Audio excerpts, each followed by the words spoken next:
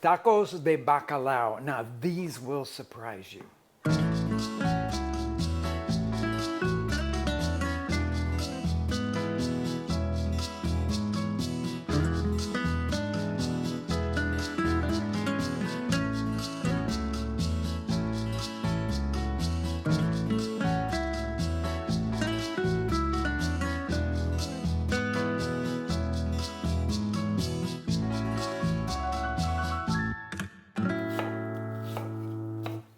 Okay, I'm just finishing cutting some onions here for the next page in our taco manual, which is tacos de bacalao. Now, I know right away, some of you are going to say, that's a Christmas dish, you're only supposed to have it then. But I could take you to so many places in Mexico City and Veracruz where they make bacalao year-round because it's just too good to relegate to just one time of the year. So for those of you that don't know what bacalao is, it's a salt cod dish. And the first thing that you got to do is to find the salt cod. Sometimes when you find bacalao in the market, it's in these little wooden boxes and the stuff is just hard as a rock. That's not really good quality bacalao. In Mexico, especially at Christmas time, you will find people selling big sides of bacalao, usually from Norway, but occasionally from Spain.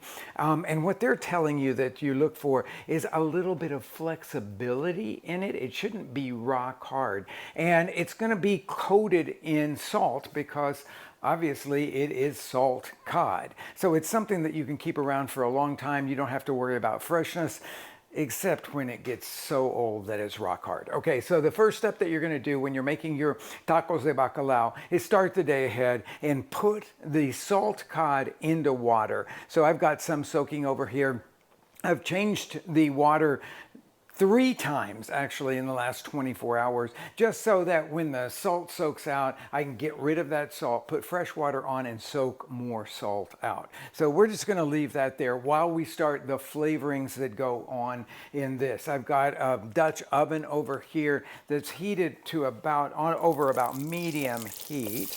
And I think there was a little bit of liquid in my olive oil because I poured something in there from an olive container. Okay, so now I've got that burnt off there. And I'm going to put the onions that I chopped in there, and we want to get those to lightly browned. And while that is browning there, first of all, of course, you want to stir everything around so that the olive oil coats the onions. And then while that is browning there, I'm going to chop up this garlic.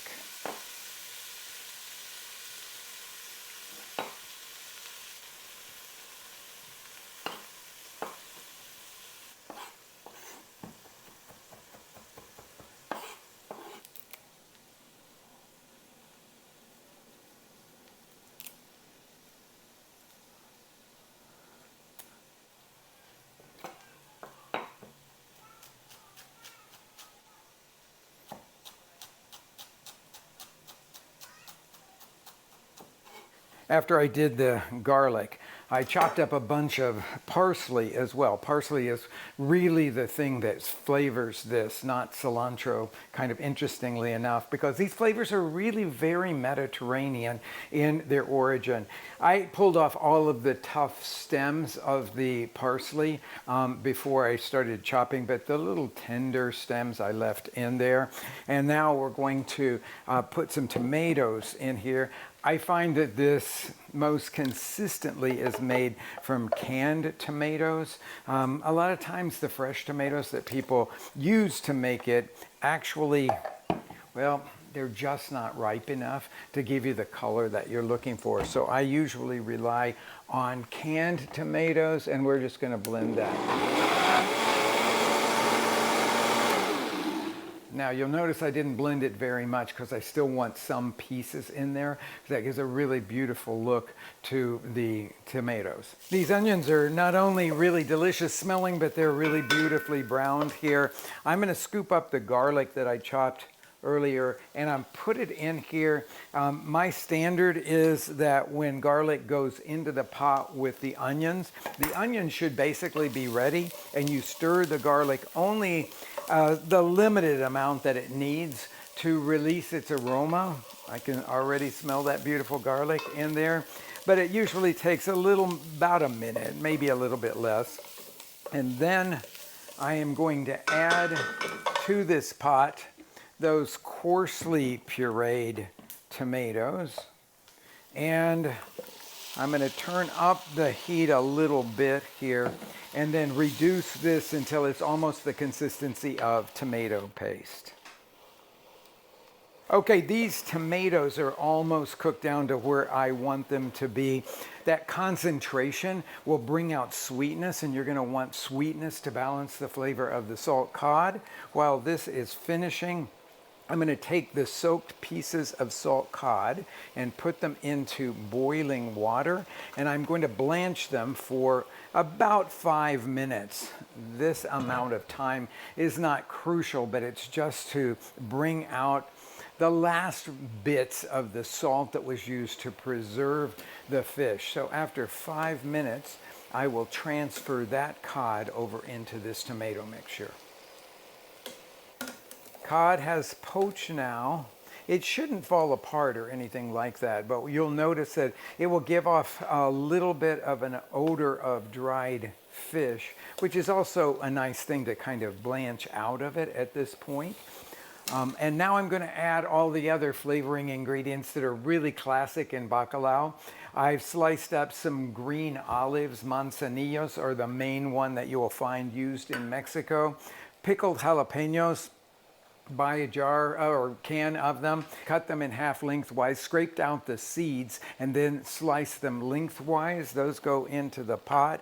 We've got hierbas de olor, which are thyme, marjoram, and bay that oftentimes is sold fresh in Mexico in bundles.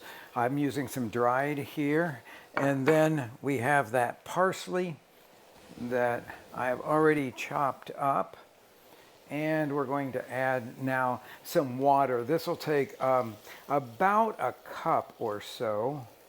And I'm just going to stir all of that together. We want the consistency basically of marinara sauce. That's what we're looking for here. So everybody knows what that consistency is. So add water to hit that. And now I'm going to turn the heat down a little bit, put the top askew here. And now we're going to let this simmer for about 20 to 30 minutes until all of that cod starts to fall apart. This is smelling really delicious, and what I need to show you is how the salt cod has now cooked enough that it's really flaking apart. So that's what I'm going to do now, is I'm just going to flake it apart using this wooden spatula here. I want to break it up into fairly small pieces. And that's not hard to do and doesn't really take very much time at all. But just break it up, and then that will be the size pieces that are in your taco de bacalao. I think I've gotten most of it done here. While this was cooking, I chopped up a whole bunch of potatoes, those little red skin boiling potatoes. That's the sort of waxy texture that I really love in this kind of a preparation. And potatoes and bacalao are really, really amazing together. So I am now going to put these potatoes in on top of it. Then I'll stir them together, put the top back on, and let that cook for about 15 minutes or so, just until our little small diced potatoes are completely cooked through. I'll meet you back in about 15 minutes. This is looking really good. I'm going to stir it a little bit just to bring everything together. It should hold its shape in a spoon. Should be able to stir through the pot and see the bottom of the pot. It's time to taste it now and see if it needs any salt. Now, one thing that you have to know about this is that salt cod will still have retained some of its salt, so you don't want to oversalt this. That's why I taste it. And It's almost perfectly salted, just a tiny bit under. So I'm just going to sprinkle a little bit of salt over the top of it there. Stir that in. And we're ready to make these delicious bacalao tacos. Okay, a couple of fresh tortillas here on the plate. And then I'm going to take some of the bacalao and pile that on.